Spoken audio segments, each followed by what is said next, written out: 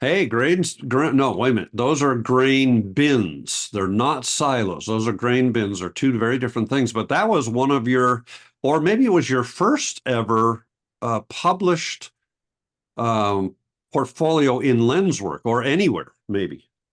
Yeah, that was my first portfolio I ever created and the first one to make it into lens work. Yeah. How about that? How long ago was that? Do you remember? Must have been And 08, 09, something like that. yeah, a while ago. Wow, how about that?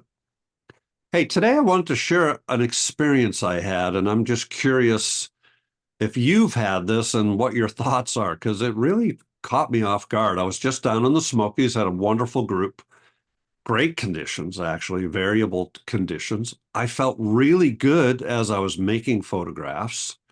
And as is my practice, I generally don't download when I'm on the trip. I want to be engrossed. It's like film days for me.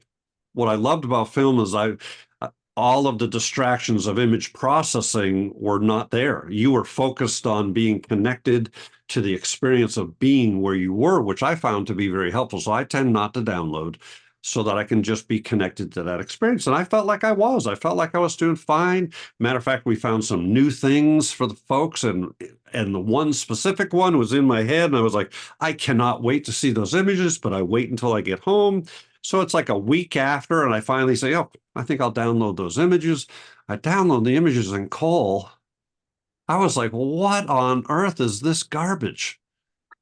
I was like totally shocked at how bad the images were, to the point where I just walked away sort of depressed. I was like, what the heck? How could I have missed?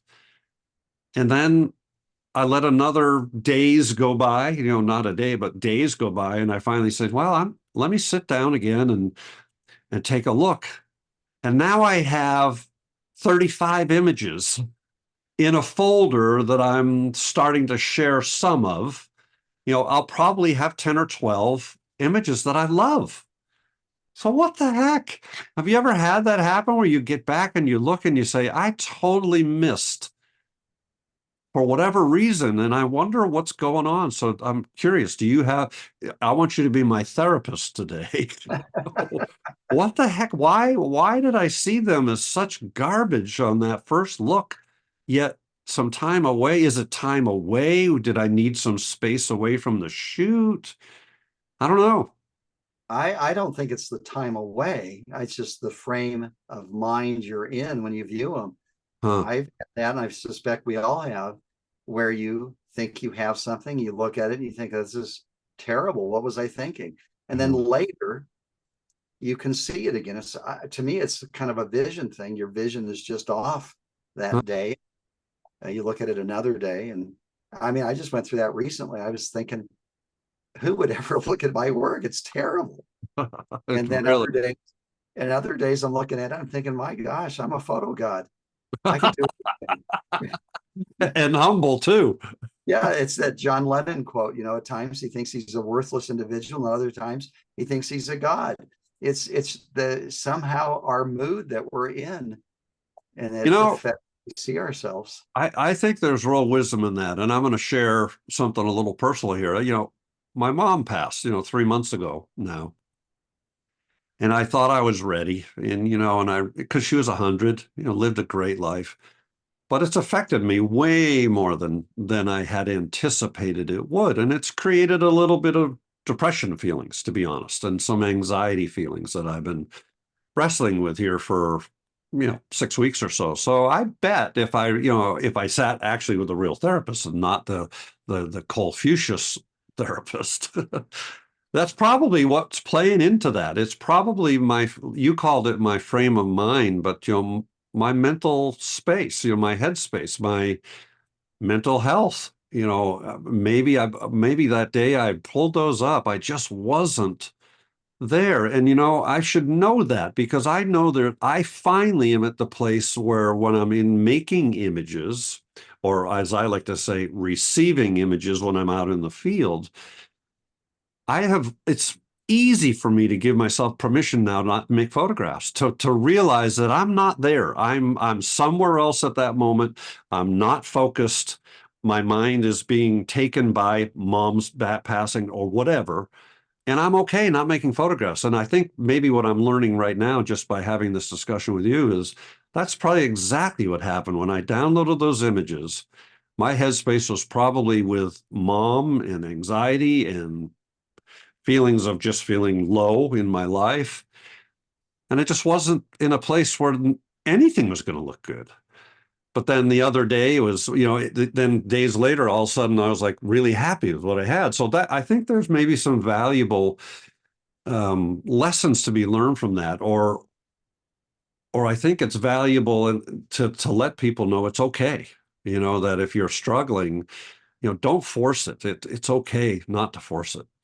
It ties into our other discussion when we're having photographic lows and we're not feeling it. Yeah, And people worry about it and they think, yeah, I think we all think this. I've lost it. It'll never come back. yeah, It always comes back. yeah, And my philosophy always is it'll pass with time. yeah. Enjoy the downtime. I Let love the that counsel. let the field lay fallow for a season to rejuvenate, and it'll come back. And but I've never found forcing it works for me. I've heard some people say you just force right through it. It's Yeah, never worked for me. You just take yeah, a lot of empty shots.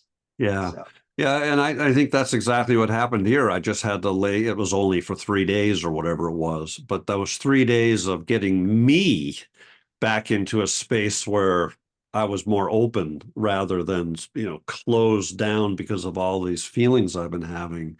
Exactly right. And it's the exact same permission that we're inviting you in this show, I think, and we really didn't plan this, to be kind and gentle yourself. If you go out for a day and you make photographs and if they truly are not great, that's okay too, right? It's not, this expectation that you go out on every shoot and you must come back with a keeper, I think is dangerous.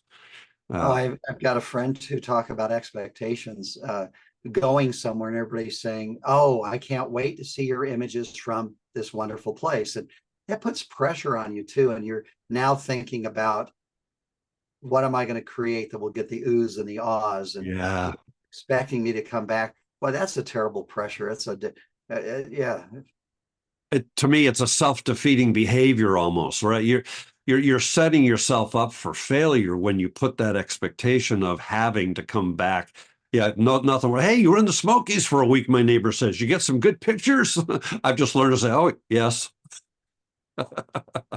yeah. Anyways, that's my thought for today. Thank you. Do I send you $125 for the therapy session or? I'm way more expensive than that. Oh, okay. Well, you're fired.